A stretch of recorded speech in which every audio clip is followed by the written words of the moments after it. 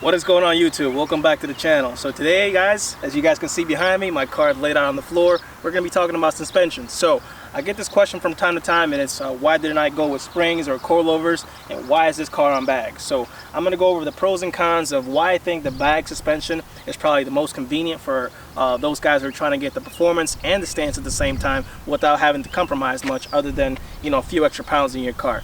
So you know, I've had spring suspension before. I had lowering springs. I've had coilovers. Not knocking those two options. I love my coilovers and my springs and whatnot for what they are, how much they cost. It's a perfectly good option. But me personally, I like the way the setup looks on bags. The car looks phenomenal, just completely laid out on the floor. And it also gives me pretty good performance. And I'll go over some of those features that the air system that I have here today, which is an Airlift 3H system with dual compressors and a 4-gallon tank. It's a pretty simple setup. There's nothing crazy out there, like no hard lines or anything like that. But I'm gonna go over some of those features and why I think it's the most convenient, and you definitely get your every penny's worth when it comes to an air system. So we're gonna start back here in the trunk. As you guys can see, there's my 4-gallon tank that I currently have in the trunk. It's nothing fancy. It's got a little bit of a DIY paint that I threw on it. Didn't come out as I hoped so, but it's, you know, it gives it my own kind of flavor, so I don't mind it. This was installed by Airlift, which they're about 2 miles from here, their actual warehouse center. And my compressors are back there. If you guys can see them, it's pretty bright out right now. There they are. They're dual 444s. CC compressors, and like I said, it's a 4-gallon tank. I'm running 1/4-inch lines, so I'm just kind of going some of the specs of the system right now, so you guys can, in case some of you guys will have any questions or whatnot, I hope I answer them in this video. Moving inside the car, we currently have our Airlift controller, which is standard with a 3P or 3H system. This one does happen to have a 3H system, which has the sensors on each corner to adjust driving height as you're driving, so it always maintains your pressures and your height at the same time, so that's why they call it 3H. Now with that being said, I get a lot of questions about this little mount here. It's a CUDA mount. It's about a $70 mount. It's not cheap whatsoever, but it's specifically made for the Q50 and Q60. I've had it for a little over a year now, so I do have to make some adjustments. You guys can see I'm starting to get a little bit of a gap, but anyways, it is a pretty good mount as far as functionality. I mean, my right hand is literally always in this area, so it's easy to adjust on the go, and it kind of gives me that function that I don't have to, you know, leave it in the cup holder or whatever, somewhere where it's going to get messed up. So with that being said, that's a CUDA mount, your standard Airlift controller, and this is where all my buttons are. So if you guys are going to get bagged, I mean, I can run down some of the features real quick. Right now, let's see, I have, this is the all air up button. Right here is my preset to raise my my front wheels up only. This is my ride height. I have a low setting for like parking lots, pretty much when I'm rolling into a meet or something, I like to go real low. And this is my air out button. Obviously it leaves all the air out of the car. So with that being said, let's go see what kind of wiring we have underneath the hood in order to connect the system, which is really not that much. It gets routed through the fuse box, and then there's another wire coming down here that goes into the battery, which is, again, it's only a few wires in the front of the car. Most of the wires are in the back of the car. As you guys can see, I have the battery cover off right now. It's not too bad. It's literally just a couple of connections from the compressors to make sure they turn on and off, and the manifold, make sure everything's powered on. So other than that, you really don't see any other wires in my car, and this is always covered, so I really don't see anything on a day-to-day basis. Now, a lot of you may be saying, you know, how can I afford air suspension? It's a lot of money. Yes, it is a lot of money. But I've been a car guy for a while, so personally, I started with springs. I paid for the install of the springs. I went to coilovers. I did those myself, but some people will pay for the install of coilovers. By the time you're up there, you're pretty much already halfway through an air system. You can get an air system these days for between 2 to 3 grand, sometimes 4 if you go higher up into different kind of kits and whatnot. But if you just want to be on bags, you can be on bags for as much as 3 grand, which is pretty much the price of a good set of coilovers and a good set of springs. If you do the mods gradually like everybody else does, they go from springs, coilovers, then bags eventually. So if you're just going to do that, save your money and get a decent a set of bags, and you be on your way, man. You'll enjoy the performance, you'll enjoy the stance. So every show you go to, you'll have the opportunity to lay your car out, you know what I'm saying? I know how that is. You get to a show, you air out, everybody's like, oh snap, he's on bag. So you'll have that wow factor, and as well as the performance. That's the big one that I'm here to talk to you guys about. So the question that everybody asks me when it comes to a bag setup: how different is the performance from a really good set of coilovers or stock suspension?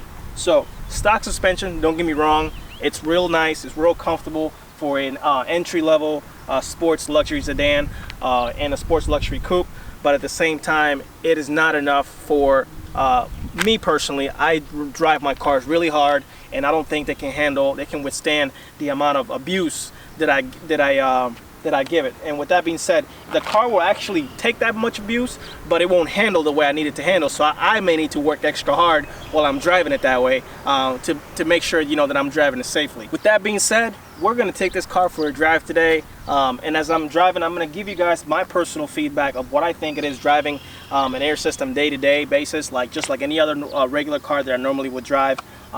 What kind of pros and cons do I feel when I'm driving it?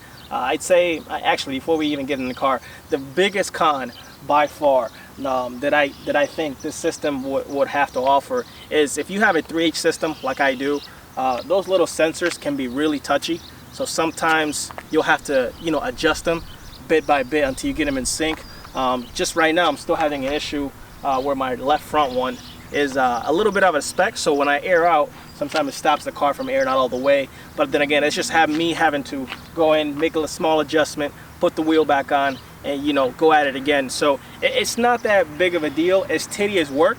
For those of you, you know, who've never worked on a car before, for me, that's kind of fun. As long as I can get it back in the spec, you know, I still keep that smile on my face. So it's not a big deal for me. But by far, that's the biggest con I think that I found out so far, is when I have a sensor or something that's not working right, I have to, you know, troubleshoot it, which to us car guys, that's not really a big thing. We enjoy doing that. So even though we hate it, but we love it at the same time. Other than that, I really have nothing negative to say about the system. I literally go on every single road. I beat the hell out of this car, and the suspension just keeps me in check. It keeps the car in check. Everything's good. So without further ado, let's go ahead and get in the car. Let's go for a drive, and I'll see you guys shortly. So now that we're in the car, we're gonna go hit some windy roads. And the only way that I feel that I can express to you the way I really feel about this Air system is by letting you guys know right when it's happening. So I'm gonna go take these windy roads. As I'm going through these roads, I'm gonna explain to you the kind of performance I'm feeling from the car that the car is giving me as I'm going through the road. So without further ado, let's go get to these windy roads, and I'll see you guys when I get there. So we finally got into the road that I was talking about, and I just want to clarify, when I say windy roads and stuff like that, I mean roads that are not completely flat, that they have a lot of imbalance in the road surface and a lot of little crevices and stuff like that. This is normally where I come to test a suspension to see if I really like it, and I haven't done it on my coilover suspension that I had on my previous car, but I did it on springs and I absolutely loved it. And now we're back here on bags.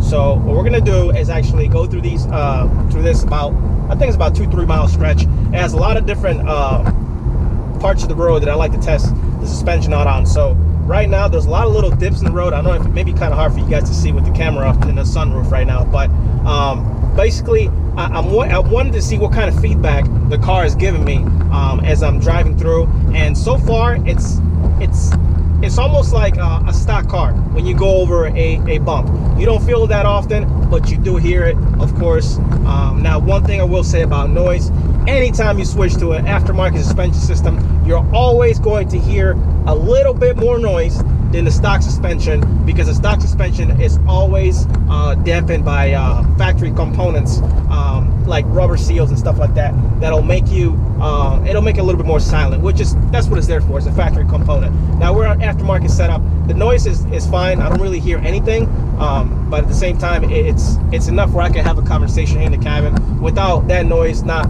bothering me or any stuff like that. So we just had a pretty big pothole right there, and I barely felt it. I mean, the car moved, but I didn't feel it from where I'm sitting at right now. So I think overall that's actually a pretty good thing. That pothole was actually pretty big. If I would have hit that any faster, I probably would have bottomed out or something like that. Well, it looks like we're going to cut this review short on my favorite road because there's a down power line and the guy's blocking the road. He's out of power and the power line is completely down. He doesn't know if it's hot or not. So what we're gonna do is turn around, and I guess we'll do the best that we can to finish this review slash, you know, just talking to you guys about why I picked the air system in this car. I'll tell you what, there's never a dull moment. Poor little guy, he actually got hit.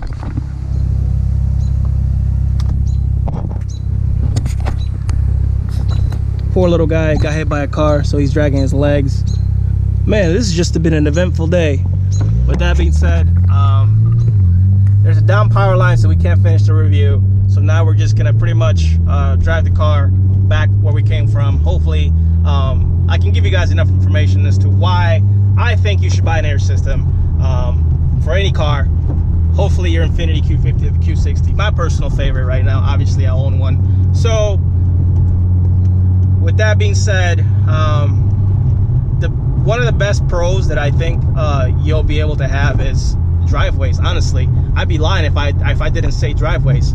My personal driveway is actually really steep, so I always have to air up the car in order to get up onto it. I mean, and that's something I wouldn't be able to do on coilovers. And me personally, I'm a coilover guy, but just the convenience that the air system gives you, it's something that I can't ignore, which is why I have it on this car. If you have a lot of steep driveways and stuff like that, man, it definitely makes sense. You definitely don't want to keep beating up your car, scraping it everywhere you go, you know, with speed bumps going on one wheel, sideways and whatnot.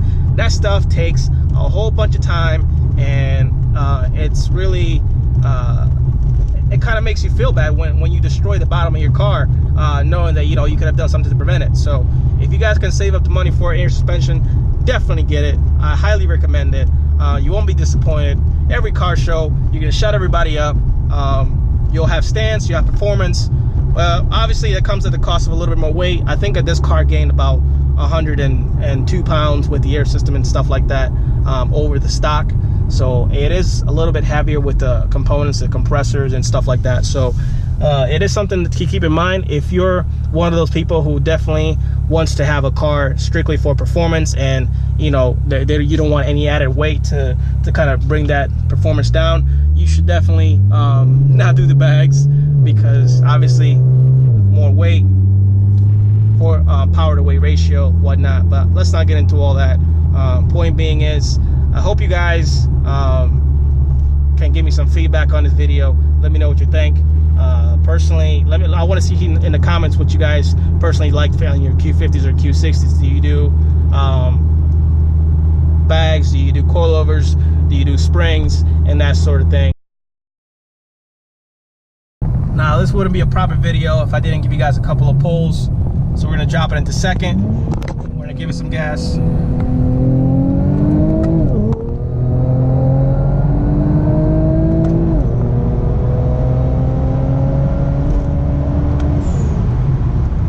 And we're moving. This thing is moving. We think we just said like 110 or something like that.